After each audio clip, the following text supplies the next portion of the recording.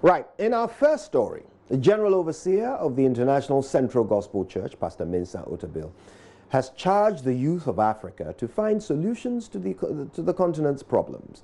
He notes that until that is done, the African will continue to rely on developed countries for answers which may not necessarily be needed in Africa. He was speaking on the church's theme for the year, which is excellence, at the crossover service on Tuesday at the Independence Square. Person who is passionate about African upliftment, it means our way to the top as a people will come through a spirit of excellence. So today I stand boldly to declare, and we claim to be not just 2020, but the decade of the 20s as the decade of African excellence. We commit Africa to excellence, and we declare that this continent shall not beg its way to the top, but shall excel its way to the top. We can have a people of excellence, a people of quality, who will not be subjugated, who will not bow to slavery. Like Daniel, we may have started as a colonized people, but like Daniel, we can rise to be at par with the kings of the earth. In this new decade, we will not outsource our problems and the solutions of our problems to Europe, to America, or to China. We do not want to see solutions being imported from outside here. We want to see solutions manufactured from here and applied to here, because the spirit of excellence can change a slave like Daniel into a prime minister in a foreign land. If he can do that, then the spirit of excellence in our nation can transform people from the ghetto and bring them to the boardroom. Now, the year 2020 may only be 2 days old, but it has already started on a good note for two boys who underwent surgery to correct complex spine deformities. 15-year-old Charles and 11-year-old Bismarck Trevor, who had been discharged from the Focus Orthopedic Hospital after their successful corrective surgeries, still had huge medical bills to settle. As part of activities to climax the year's philanthropist and chief executive officer of OBZ Group, Udule Ghana Limited, Ernest Domi, presented a check for 20,000 cedis to clear some of their bills. Komla Adum, who first told the stories of the two boys, has more details. Charles's story first came to light in July 2019. His condition had affected his ability to walk for long, participate in sporting activities as he used to, among others. Through the benevolence of a Controller and Accountant General's Department Staff Directorate, an MMDA staff of the Greater Accra region and other donors, a substantive amount was raised for the surgery. Despite being discharged from the Focus Orthopedic Hospital weeks after the surgery, little Charles had some medical bills to settle. As a follow-up to his charity donations on his birthday to some families of children with cerebral palsy sometime in 2019, Chairman of OBZ Group and CEO of Udule Ghana Limited, Ernest Dome, cleared all the outstanding medical bills for little Charles. He also cleared 10,000 cedis in medical bills of 11-year-old Bismarck Trevor from the Uti region, whose story also first came to light in June 2019. So I came here to visit the two kids. They were on admission, and I tried to work around the clock. So basically, I put one or two together, and this is how to end the year, because I knew there are some bills to pay. So I'm only here this afternoon, to give the two patients 10,000 Ghana cedis each, to support to clear their bill. The 11-year-old, who was also discharged weeks after the surgery, had an outstanding bill of more than 40,000 cedis. Chairman of OBZ Group and CEO of Udule Ghana Limited, Ernest Domi, presented a check for 10,000 cedis to settle some of the bills. This I want to start the year, so that's why I have to bring the Metropolitan Bishop together to come and pray for those that we are not able to help. We pray today for Focus the works that are going on here, many who come here to seek life, who come here to seek comfort, Lord, use the doctors. The combined cash donation of 20,000 cedis to the Focus Orthopedic Hospital is in fulfillment of a pledge to help the two boys live again like their peers.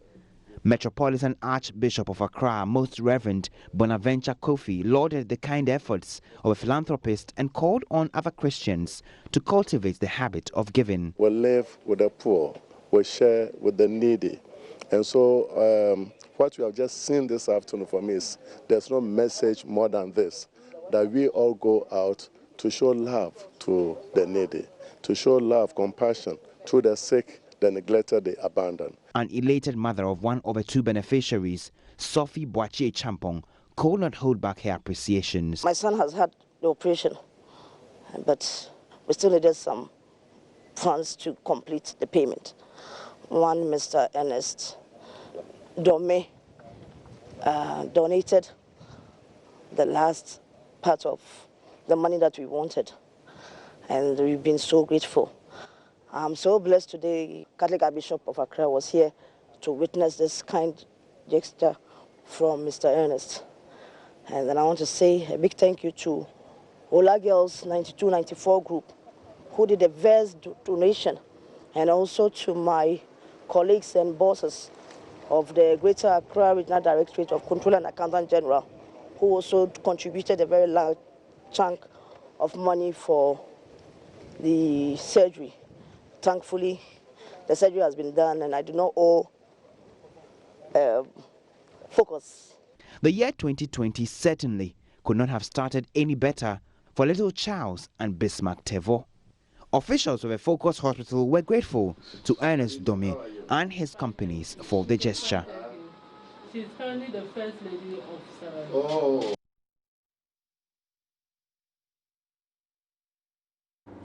Now, Interior Minister Ambrose Derry has assured women in the country that government will ensure their economic conditions are improved to enable them take care of their families.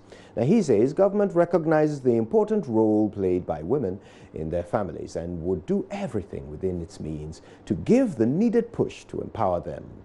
Mr. Derry gave the assurance at a party held to mark the new year at Kokoligu in the Nandom district. Rafiq Salam was there.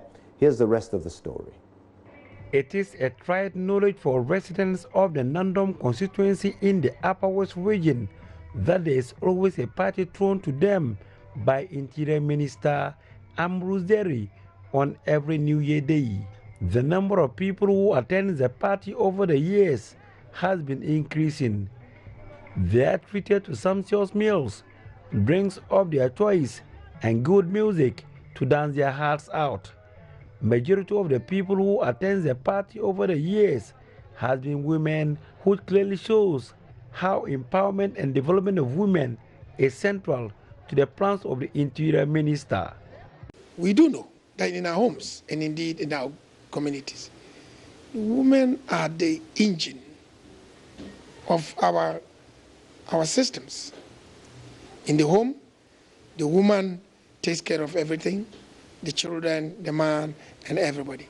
So when women are empowered, the society or the community, or whichever unit you are talking about, the family, benefits. So I have never given up on my efforts to empower women, and the results have always proved right. That when you empower them, you would get the results. Ambrose Derry then laid bare some development projects he has embarked on in the last 3 years in the constituency.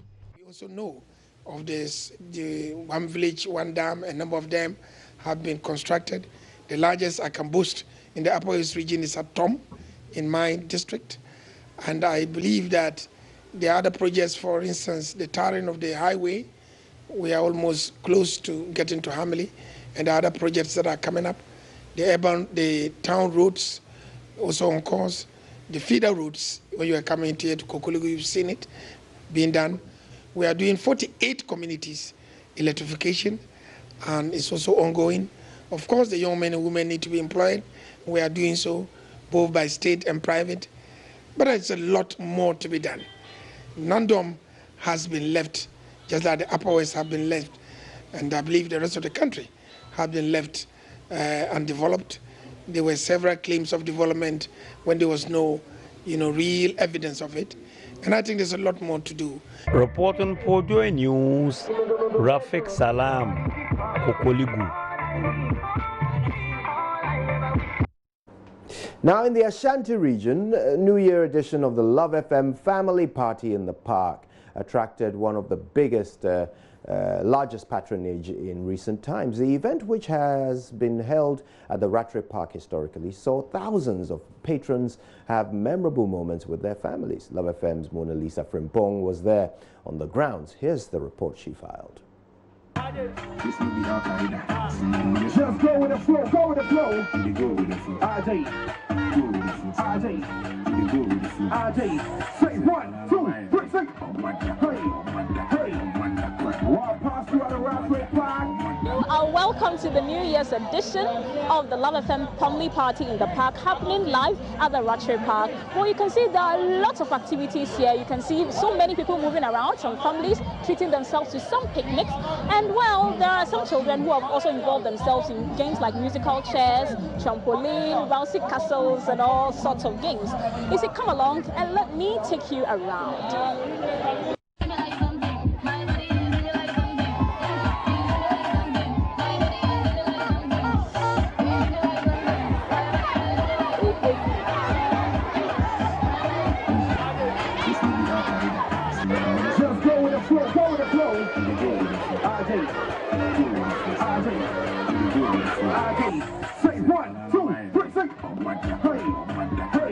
My name is Isaac Opoku.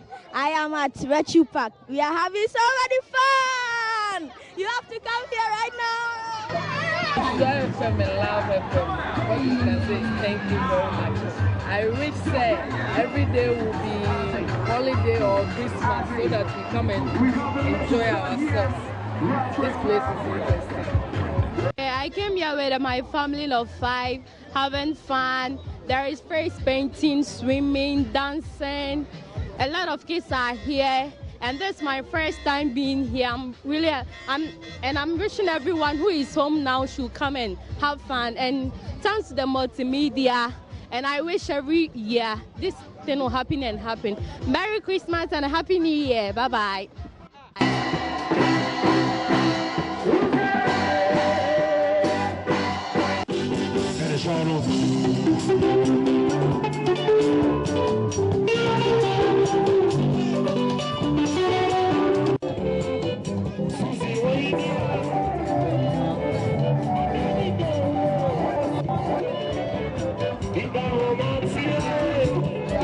So you have seen it all, you have heard it all. It is so fun and action here on the Rattray Park, and it is the Love FM Family Party in the Park. People are craving so much for it because there's lots to eat and drink, and there are lots of games you involve yourself in.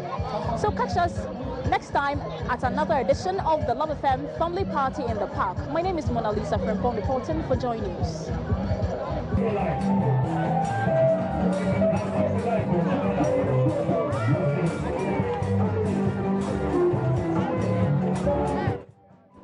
Right, that's it for the news. And don't forget, today we're continuing on the show our tips for the start of a great 2020. And today it's all about the cash, all about the quid, all about the kudi. And we're breaking it all down, how you can stay financially safe in 2020. That's all to come. First, of course, the news review. Stay with us.